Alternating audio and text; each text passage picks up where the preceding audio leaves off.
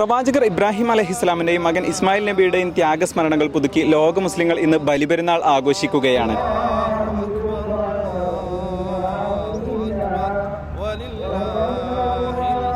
Arab രാജ്യങ്ങളിൽ Oman ഒഴികെ എല്ലാ രാജ്യങ്ങളിലും ഇന്നാണ് ബലിപെരുന്നാൾ ആഘോഷം.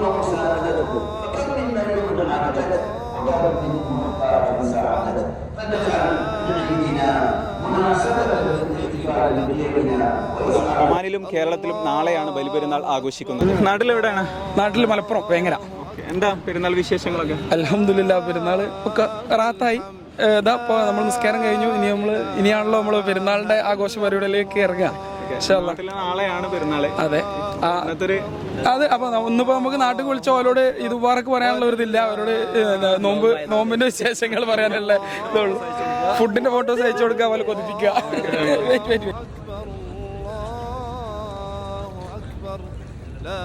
ഫലസ്തീൻ കൂട്ടക്കുരുതിയുടെയും കുവൈത്ത് ബഹ്റൈൻ തീപിടുത്ത ദുരന്തങ്ങളുടെയും പശ്ചാത്തലത്തിൽ ആഘോഷങ്ങൾക്ക് അല്പം പൊലിമ കുറഞ്ഞിട്ടുണ്ട്.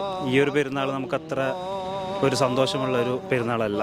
നിങ്ങൾക്ക് തന്നെ അറിയാം, നമ്മുടെ ഫലസ്തീനിലും കുവൈത്തിലൊക്കെ നടക്കുന്ന കാര്യങ്ങൾ. അതുകൊണ്ട് ലഘുവായൊരു ആഘോഷം അത്ര തന്നെ.